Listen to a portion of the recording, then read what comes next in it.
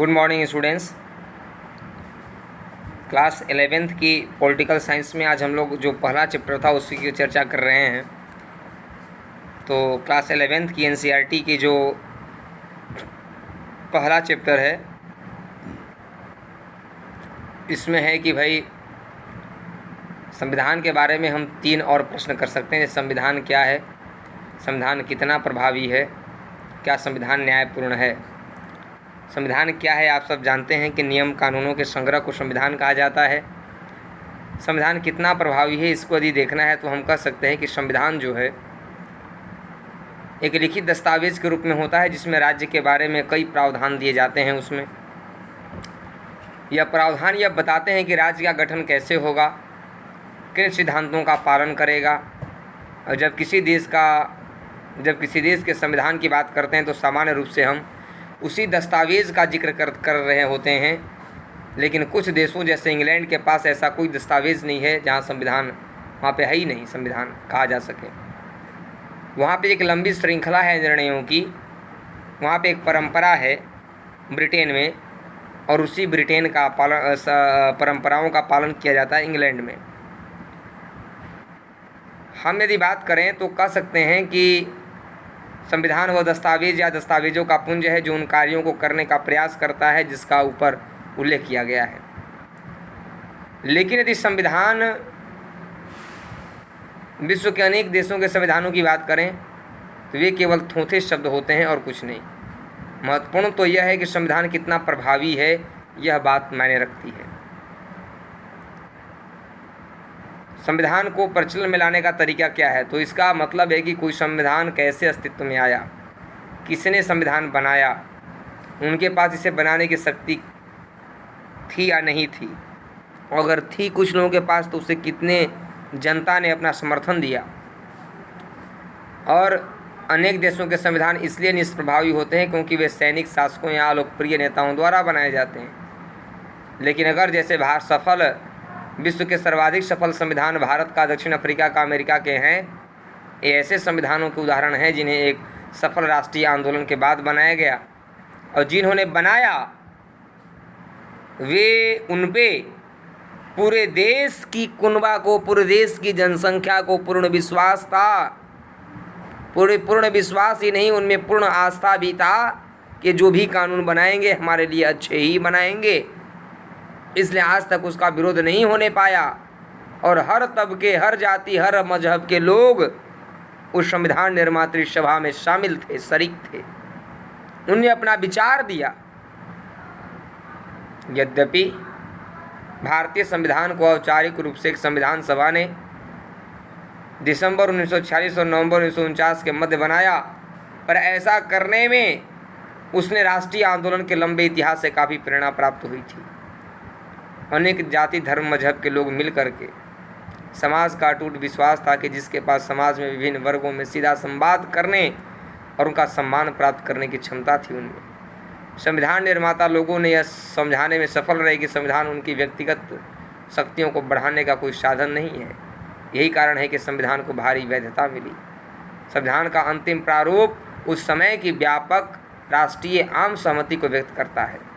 इसलिए हम कह सकते हैं कि भारत का संविधान जो है बहुत ही लोकप्रिय नेताओं की सहमति और समर्थन पर आधारित था, और संविधान बनाने वालों का प्रभाव भी एक हद तक संविधान की सफलता की संभावना सुनिश्चित करता है।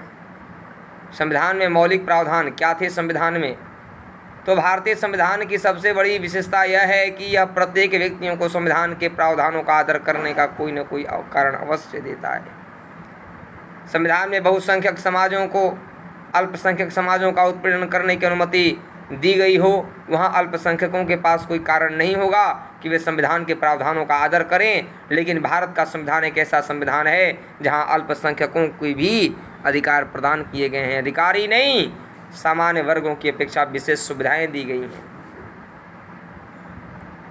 इस तरीके से आप कह सकते हैं कि कोई भी समाज, कोई भी देश तभी तक आगे बढ़ता है जब तक उस देश की संविधान को अच्छी तरीके से निर्मित न किया जाए। सबके विचारों से, सबके साथ विचार विमर्श करके न बनाया जाए। कोई भी संविधान खुद से न्याय के आदर्श स्वरूप की स्थापना नहीं करता, लेकिन उसे लोगों को विश्वास दिलाना पड़ता है कि वह बुनियादी न्याय को प्राप्त करने के लिए ढांचा उपलब्ध कराता है। संविधान, नेपाल के संविधान के निर्माण का विवाद आपने सुना ही होगा कि नेपाल 1948 के बाद से नेपाल में 5 संविधान बनाए जा चुके हैं, 1948 में, 1951 में, 1959 में, 1962 में, 1990 में।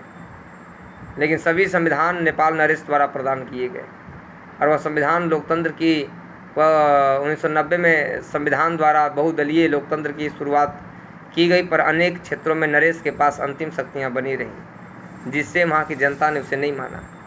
इसीलिए वहाँ के संविधान में हमेशा परिवर्तन होता रहा। सर्वमान्य अनुमति वहाँ पर संविधान को नहीं मिली। कोई संविधान अन्य लोगों की तुलना में कुछ लोगों को ज़्यादा सुविधाएं देता है या सुनियोजित ढंग से समाज के छोटे छोटे समूहों की शक्ति को और मजबूत करता है, तो उसे जनता की निष्ठा मिलनी बंद हो जाएगी। यदि कोई भी समूह यह महसूस करे कि उसकी पहचान को दबाया जा रहा है, तो उसके पास संविधान को मानने का कोई कारण नहीं होगा। कोई भी संविधान खुद से न्याय के आदर्श की स्थापना नहीं कर सकता, लेकिन उसे लोगों को विश्वास दिलाना पड़ता है कि वह बुनियादी न्याय को प्राप्त करने के लिए ढांचा उपलब्ध कराएगा, और ऐसा करने में यदि वह संविधान सफल होता है, तभी वह संविधान का महत्व उस समाज के लिए है, अन्यथा नहीं है। आप इस विचार को प्रयोग में लाएं। स्वयं अपने से यह प्रश्न पूछिए कि समाज के कुछ बुनियादी नियमों में ऐसी कौन सी चीज़ें होनी चाहिए जिनसे सभी लोगों को उन्हें मानने का एक कारण मिल सके। कोई भी संविधान अपने सभी नागरिकों की स्वतंत्रता और समानता की जितनी सुरक्षा करता है, उसकी सफलता की संभावना उतनी ही बढ़ जाती है। जितना प्रदान करेगा उतना ही उसकी बढ़ जाती है। इसलिए सभी नागरिकों को एक समान अवसर का जिक्र संविधान में जरूर होना चाहिए, जिससे कि सबको विश्वास हो कि यह संविधान हम सबके लिए है। संस्थाओं की संतुलित रेखा। हमारा देश में जब संविधान बना तो हमारे संविधान में शक्तियों को इस तरह बांटा गया जिससे कि एक समूह संविधान को नष्ट न कर सके। मतलब शक्तियां बांट दी गईं। कार्यपालिका, न्यायपालिका, विधायिका में शक्तियों को डिस्ट्रीब्यूट कर दिया गया, और सरकार के तीनों अंग जो हैं वे अवरोध और संतुलन के सिद्धांत पर काम करते हैं, जिसमें कोई भी विधायिका कानून बनाती है, कार्यपालिका उसी कानून को लागू करती है और न्यायपालिका उसका पालन और व्याख्या करती है। मतलब आप यूँ कहें कि विधायिका कानून को बनाती है, कार्यपालिका उसको लागू करती है और न्यायपालिका उसका पालन और व्याख्या करता है। इसका मतलब यह है कि कोई भी कानून जब बना तो वह कानून जनता की सहमति से बना। मतलब विधायिका अपने आप को सर्वशक्तिमान नहीं समझ सकता, कार्यपालिका जो लागू करता है संविधान का वह भी अपने आप को सर्वशक्तिमान नहीं समझ सकता, और न्यायपालिका भी अपने आप को सर्वशक्तिमान नहीं समझ सकता, क्योंकि तीनों में शक्तियों का स्पष्ट बंटवारा है और हमारे यहाँ अवरोध और संतुलन के सिद्धांत पर काम होता है। कोई भी संस्था अपने आप को सर्वशक्तिमान नहीं कह सकता है। यदि सर्वशक्तिमान कहने की कोशिश करेगा तो दूसरा अंग उसके अपने संतुलन में ला देगा। शक्तियों का पृथक्करण का सिद्धांत जो मॉन्टेस्क्यू के द्वारा दिया गया था, और हमारे यहाँ केंद्र राज्य में भी शक्तियों का बंटवारा किया गया है कि राज्य केंद्र के द्वारा राज्यों को भी शक्ति दिया गया। इस तरह से हमारे यहाँ शक्तियों का बंटवारा है कि बहुत ही संतुलित तरीके से कार्य होते हैं। भारतीय संविधान कैसे बनाए थी इसके बारे में बात किया जाए तो सबसे पहले मैं आपको बता दूं कि बाल गंगाधर तिलक भारतीय संविधान के निर्माण के लिए बात किए थे कि भारतीय संविधान का निर्माण भारतीय करेंगे। उसके बाद महात्मा गांधी पहली बार 1922 ईस्वी में यह मांग किए थे कि भारतीय संविधान का निर्माण भारतीयों के द्वारा होगा, लेकिन इस बात को बाद में अस्वीकृत कर दिया गया था, अस्वीकृत कर दिया गया।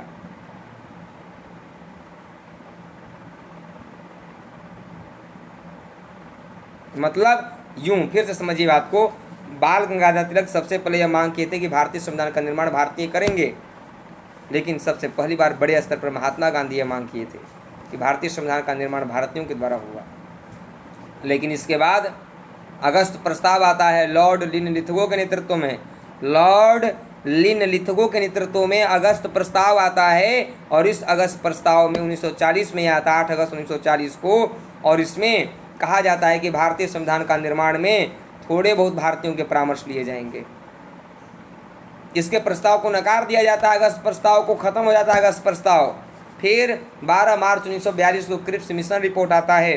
क्रिप्स मिशन रिपोर्ट स्वीकार करता है कि भारतीय संविधान का निर्माण भारतीयों के द्वारा निर्वाचित संविधान सभा करेगी, लेकिन मुस्लिम लीग इसका बाइकाट कर देता है, विरोध कर देता है, क्योंकि मुस्लिम लीग अड़ा हुआ था कि जब तक द्विराष्ट्र सिद्धांत को स्वीकार नहीं किया जाएगा, हम एक भी सभा सम्मेलन में भाग लेने वाले नहीं हैं।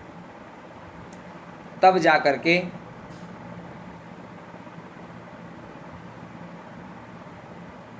कैबिनेट मिशन योजना आता है 24 मार्च 1946 ईस्वी को, और कैबिनेट मिशन योजना जब आया 1946 ईस्वी को, तो इस कैबिनेट मिशन योजना में ब्रिटिश मंत्रिमंडल के 3 सदस्य आए थे भारत में।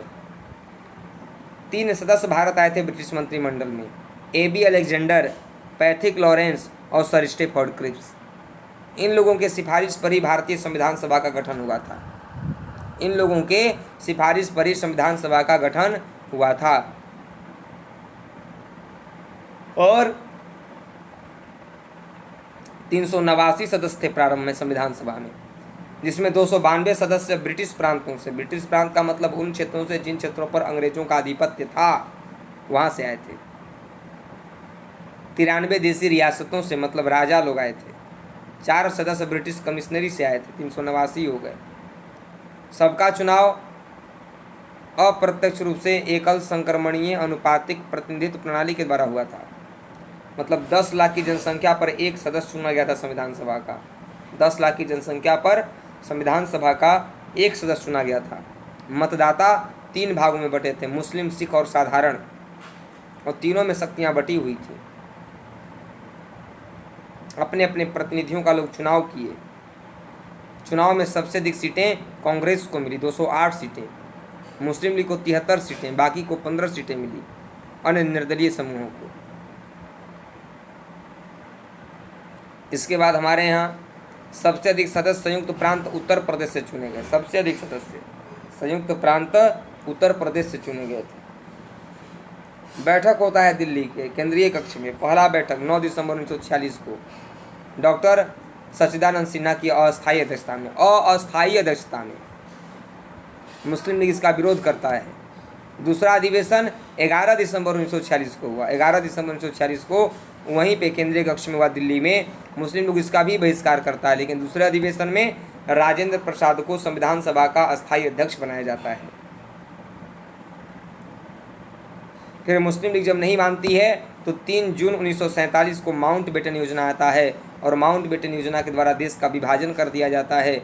और विभाजन हो जाने पर 14 अगस्त 1947 को विभाजित भारत के संविधान सभा ने पुनः इसकी बैठक हुई, और विभाजन होने पर हमारे यहाँ 299 सदस्य बचे। 299 सदस्य बचे। पाकिस्तान चले गए थे कुछ लोग, जिनमें से 284 सदस्य ही अंतिम रूप से भारतीय संविधान पर हस्ताक्षर किए। खैर, अंग्रेज जब भारत में आए तो वे लोग जब 1973 से कंपनी पर शासन करना प्रारंभ किए, कंपनियों के शक्तियों को नियंत्रण करना प्रारंभ किए, तो वहीं से कानून प्रारंभ होता है हमारे यहाँ। तो कुछ अंग्रेज भी कानून जो बनाए थे पहले के, जैसे भारत शासन अधिनियम 1935, वो भारतीय संविधान का सबसे बड़ा स्रोत माना जाता है, क्योंकि भारत शासन अधिनियम 1935 को थोड़े बहुत परिवर्तन के साथ हूबहू भारतीय संविधान में जोड़ दिया गया था। समझ गए? तो हमारे यहाँ जो सीटें थीं वह अलग अलग तरीके से थीं। हमारे यहाँ संविधान को निर्मित करने के लिए अनेक प्रकार के समितियाँ बनाई गई। संघीय संविधान समिति, संघीय शक्ति समिति के अध्यक्ष नेहरू जी थे। प्रांतीय संविधान समिति और अल्पसंख्यकों संबंधी मौलिक अधिकार समिति के अध्यक्ष सरदार वल्लभ भाई पटेल थे। झंडा समिति के अध्यक्ष राजेंद्र प्रसाद थे। समझ गए? तो इस तरीके से हमारे यहाँ संविधान सभा की प्रक्रिया प्रारंभ हुई और भारतीय संविधान को लिखा गया। और सबसे प्रमुख समिति प्रारूप समिति था, जिसमें कुल 7 सदस्य थे। भीमराव अंबेडकर उसके अध्यक्ष थे। प्रारूप समिति का गठन 29 अगस्त 1947 को हुआ था। और प्रारूप समिति में अन्य 6 लोग कौन कौन से थे अंबेडकर के अलावा? तो K.M. मुंशी, अलादी कृष्णा स्वामी Iyer, Syed Mohammad Sadulla, N. Gopal Swami Iyengar, T Krishnamachari, N Madhavrao, ये 7 लोग थे। और हमारा संविधान 26 नवंबर 1949 को बनकर तैयार हो गया था और शेष सभी भागों को 26 जनवरी 1950 को लागू कर दिया गया। इस तरह हमारे यहाँ प्रथम आम चुनाव 1952 ईस्वी में हुए थे। मतलब यूँ कहें कि हमारा भारत का जो संविधान था, इसमें सभी की पहचान, सभी समाज के सभी वर्ग के लोगों के लिए कोई भेदभाव नहीं, प्रायः भेदभाव हो जाते थे, लेकिन भेदभाव से हट करके चीज़ें अपनाई गई। संविधान सभा में भी सभी लोग शामिल थे। हमारा वास्तव में ये मतभेद वास्तव में वैध सैद्धांतिक आधार थे कि हालांकि संविधान सभा में अनेक मतभेद थे कि भारत में शासन प्रणाली केंद्रीकृत होनी चाहिए या विकेंद्रीकृत, राज्यों के बीच कैसे संबंध होने चाहिए, न्यायपालिका की क्या शक्तियाँ होनी चाहिए, क्या संविधान को संपत्ति के अधिकारों की रक्षा करनी चाहिए। लगभग उन सभी विषयों पर गहराई से चर्चा हुआ जो आधुनिक राज्य की बुनियाद हैं। और आज भारत ऐसा बना जहाँ पर ये सब चीज़ संभावनाओं को बहुत अच्छे तरीके से निपटारा किया गया है। यह प्रावधान सार्वभौमिक मताधिकार का था, जिसका अर्थ है कि धर्म, जाति, शिक्षा, लिंग और आय के आधार पर भेदभाव के बिना सभी नागरिकों को एक निश्चित आयु पूरा करने के बाद मत देने का अधिकार होगा, और ऐसा दिया गया भी। इसलिए इस सभा की लोकतांत्रिक मूल्यों के प्रति निष्ठा का इसे बढ़िया व्यवहार रूप कुछ नहीं हो सकता था। संविधान सभा को असली ताकत इस बात से मिली थी कि वह सार्वजनिक हित काम कर रही थी, ईमानदारी से काम कर रही थी, लोगों के बीच में जाकर काम कर रही थी, है ना, लोगों के बीच में जाकर काम कर रही थी, समझ गए, हर लोगों के साथ बैठ रही थी जाकर के।